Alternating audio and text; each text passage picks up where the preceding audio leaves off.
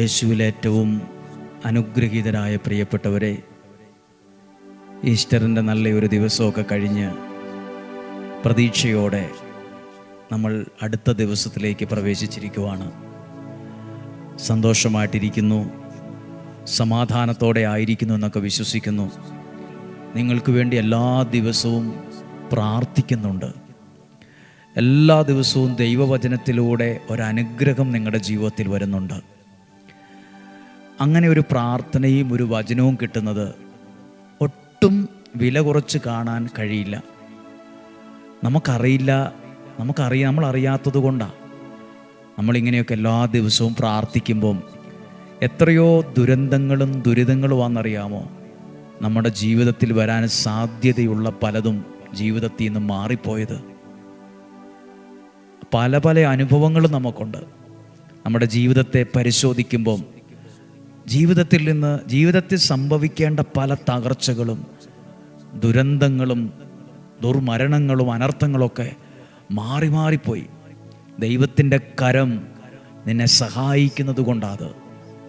ഓരോ ദിവസവും കേൾക്കുന്ന വചനം, ഇന്ന് നമ്മൾ ഈ വചനം കേൾക്കുമ്പോൾ ഓർക്കണം, നിങ്ങളുടെ ബന്ധുക്കൾ, പ്രിയപ്പെട്ടവരെല്ലാവരും ഈ വചനമൊക്കെ കേൾക്കുന്നവരാണോ? നിങ്ങളുടെ പ്രിയപ്പെട്ടവർ, നിങ്ങളിലൂടെ ദൈവവചനം കേൾക്കാത്ത ഒരു 10 പേരെങ്കിലും വചനം കേൾക്കണം. നിങ്ങളിലൂടെ ആ വചനം അനേകർ കേൾക്കാൻ ഇടവരണം. കാരണം എന്നറിയാമോ, എന്നെ ഒരാൾ ഫോൺ വിളിച്ചപ്പോൾ പറഞ്ഞു, എല്ലാ ദിവസവും വചനമൊക്കെ കേട്ട് പ്രാർത്ഥിക്കുന്നുകൊണ്ടാന്ന് തോന്നുന്നു, ദൈവത്തിൻ്റെ ഒരു ഇഷ്ടം ഞങ്ങളുടെ കൂടെ ഇപ്പോൾ ഉണ്ടെന്നൊരു തോന്നലാണ്, ഒരു ബോധ്യമാണ്.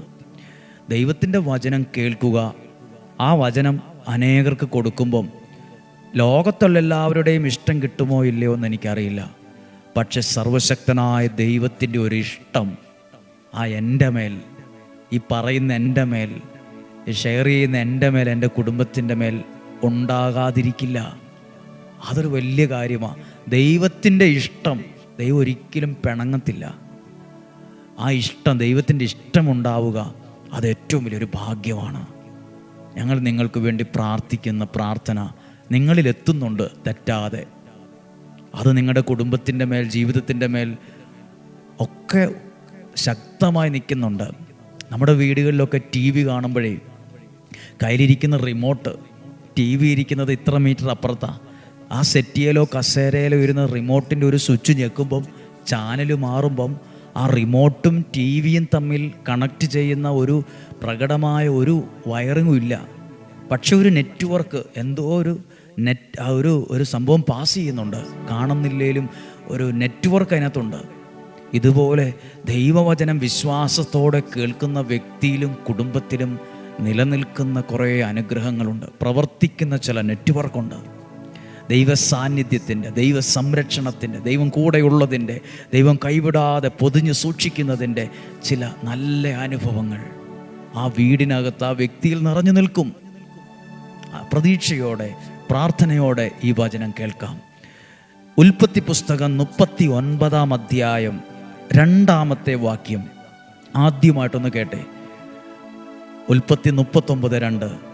കർത്താവ് ജോസഫിൻ്റെ കൂടെ ഉണ്ടായിരുന്നു.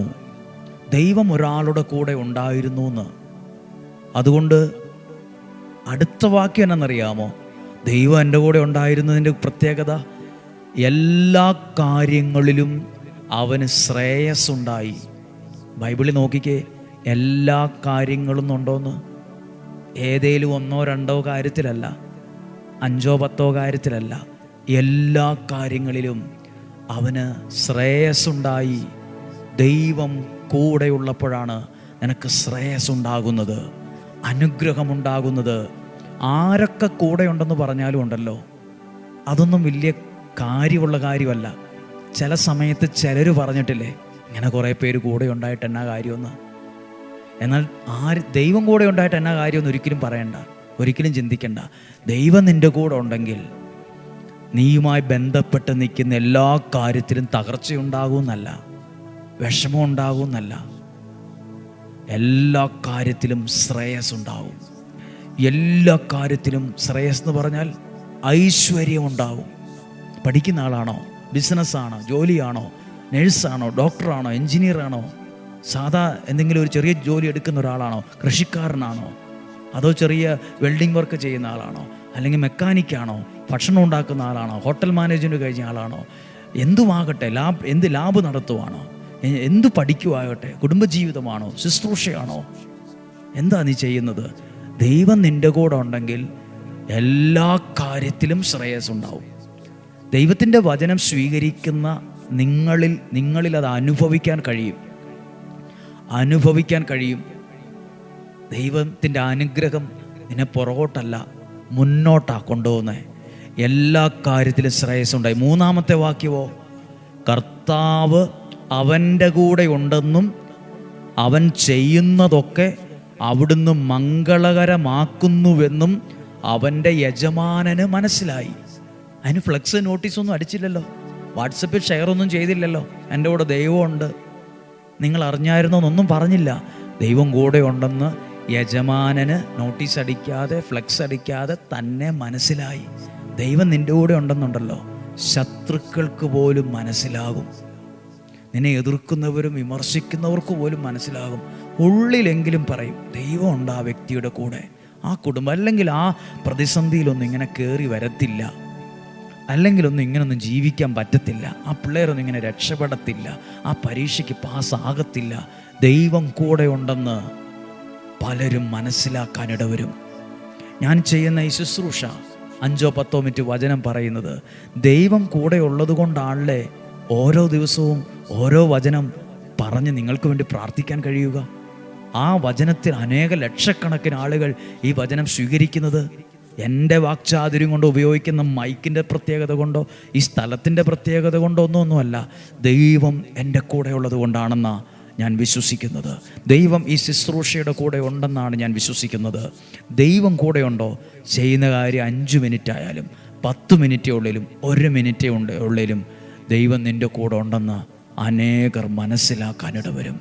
എല്ലാ കാര്യത്തിലും നിനക്ക് ശ്രേയസ്സുണ്ടാവും. ഇന്ന് വരെ ലഭിക്കാത്ത അനുഗ്രഹങ്ങൾ നിൻ്റെ ജീവിതത്തിൽ ദൈവം കൂടെയുള്ളപ്പോൾ ലഭിക്കാൻ തുടങ്ങും. ആ വാക്ക് കേട്ടെ, ഇന്ന് വരെ ലഭിക്കാത്ത അനുഗ്രഹങ്ങൾ, ഇന്ന് വരെ ലഭിക്കാത്ത ചില ശ്രേയസ്, ഇന്ന് വരെ ലഭിക്കാത്ത ചില നന്മകൾ, സഹോദര, പ്രിയപ്പെട്ട കുഞ്ഞെ, നിൻ്റെ ജീവിതത്തിൽ ദൈവം ചേർത്ത് തരും. നന്മകളുണ്ടാവും. ഈസ്റ്റർ കഴിഞ്ഞ ഈ ദിവസം നമ്മൾ കേട്ട വചനമാണ്. ദൈവം നിൻ്റെ കൂടെ ഉണ്ടെന്ന് നിൻ്റെ അയൽവാസികൾക്ക് മനസ്സിലാകും. ദൈവം നിൻ്റെ കൂടെ ഉണ്ടെന്ന് നിനക്കെതിരെ ചിന്തിക്കുന്നവർക്ക് മനസ്സിലാകും. ദൈവം നിൻ്റെ കൂടെ ഉണ്ടെന്ന് നിൻ്റെ കൂടെ ഒപ്പം ജോലി ചെയ്യുന്നവർക്ക് മനസ്സിലാകും. ദൈവം നിൻ്റെ കൂടെ ഉണ്ടെന്ന് നിൻ്റെ സഹശുശ്രൂഷകർക്ക് മനസ്സിലാകും. ദൈവം നിൻ്റെ കൂടെ ഉണ്ടെന്ന് ഈ ആലയത്തിൽ വരുന്നവർക്ക് മനസ്സിലാകും. കർത്താവേ, ഞങ്ങളുടെ ഈ ആലയത്തിൽ ഓരോ പ്രാർത്ഥനകളിലും അത്ഭുതങ്ങൾ നടക്കുന്നുണ്ട്. കൽക്കുരിശിൽ എണ്ണയൊഴിച്ച് പ്രാർത്ഥിക്കുന്നത്, നൊവേന ചൊല്ലി പ്രാർത്ഥിക്കുന്നത്, നിയോഗത്തിൽ മുട്ടിന്മേലിഴഞ്ഞ് നേർച്ചയോടെ നിയോഗത്തോടെ പ്രാർത്ഥിക്കുന്നത്, ഒത്തിരി ശുശ്രൂഷകളുണ്ട്. യേശുവിൻ്റെ കുരിശിനോട് ചേർത്ത് വെച്ച് പ്രാർത്ഥിക്കുന്നത്, അതൊക്കെ അത്ഭുതങ്ങൾ നടക്കുമ്പോൾ ഇവിടെയുള്ള മനുഷ്യർ ശക്തമാണെന്നല്ല, ദൈവം ഞങ്ങളുടെ കൂടെയുണ്ടെന്നതിൻ്റെ തെളിവാണ്. ദൈവം നമ്മുടെ കൂടെയുണ്ട്. ഈ ഡെയിലി ബ്ലെസ്സിങ് കേൾക്കുന്ന നിങ്ങളുടെ കൂടെ ദൈവമുണ്ട്. നിങ്ങൾ ആർക്കൊക്കെ ഈ വചനം അയച്ചു കൊടുക്കുന്നോ, ദൈവത്തിൻ്റെ ഒരു ഇഷ്ടമാകട്ടോ നിനക്ക് നിൻ്റെ കുടുംബത്തിൻ്റെ മേൽ വരുന്നത്. നീ വചനം 100 പേർക്ക് 200 പേർക്ക് അയക്കുന്നു എന്നൊക്കെ പറയാറില്ലേ, അത് ദൈവത്തിൻ്റെ ഒരു ഇഷ്ടം നിൻ്റെ മേൽ വരും. കാരണം ദൈവത്തിൻ്റെ വചനമാണ് നീ കൊടുക്കുന്നത്, ദൈവത്തെ തന്നെയാണ് കൊടുക്കുന്നത്.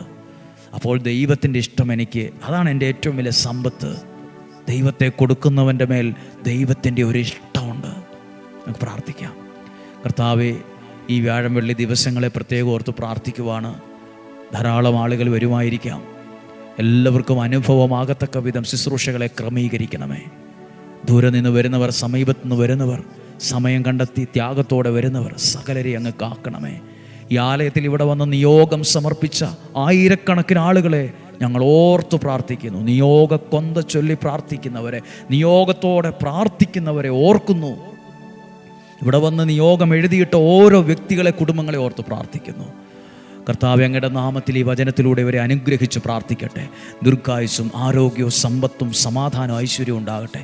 ഈ വചനം കേൾക്കുന്ന ഒരാളും തകർന്നു പോകാൻ പാടില്ല. ഈ വചനം കേൾക്കുന്ന ഒരാൾ നശിച്ചു എന്ന് കേൾക്കാൻ ഇടയാകരുത്. ഈ വചനം കേൾക്കുന്ന ഒരാളും ആത്മഹത്യ ചെയ്തു എന്ന് കേൾക്കാൻ ഇടയാകരുത്. പ്രിയരെ, നമ്മൾ പത്രമാധ്യമങ്ങളിലൂടെ കണ്ട എത്ര പേരാണ് ആത്മഹത്യ ചെയ്തത്? പിഞ്ചു കുഞ്ഞുങ്ങളെയും കൊണ്ട് വളരെ ദുഃഖത്തിലൊക്കെ ആയിരിക്കും സംഭവിച്ചത്. നമ്മുടെ പ്രാർത്ഥന വേണ്ടേ ഈ കാലഘട്ടത്തിൽ? ഇനി ഒരാളും, നമ്മളറിയുന്ന ഈ വചനം കേൾക്കുന്ന പ്രാർത്ഥിക്കുന്ന ഒരാളും തകർന്നു പോകാൻ അങ്ങനെ ഒരു നിലവിളി ഒരു വീട്ടിൽ നിന്ന് ഉയരരുത്.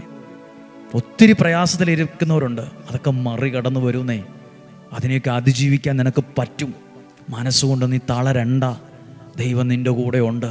ഈ ഇരുട്ട് മാറി വെളിച്ചം നിൻ്റെ ജീവിതത്തിൽ വന്നിരിക്കും. ഒരു സാക്ഷ്യം നീ പറഞ്ഞിരിക്കും. എല്ലാ രോഗങ്ങളിൽ നിന്നും, അപകടത്തിൽ നിന്നും, ദുർമരണത്തിൽ നിന്നും, മൂപ്പെത്താത്ത മരണത്തിൽ നിന്നും, ചതിയിൽ നിന്നും, വഞ്ചനയിൽ നിന്നും, നിരാശയിൽ നിന്നും സ്വർഗത്തിലെ വലിയവനായ ദൈവം നിന്നെ സൂക്ഷിക്കട്ടെ.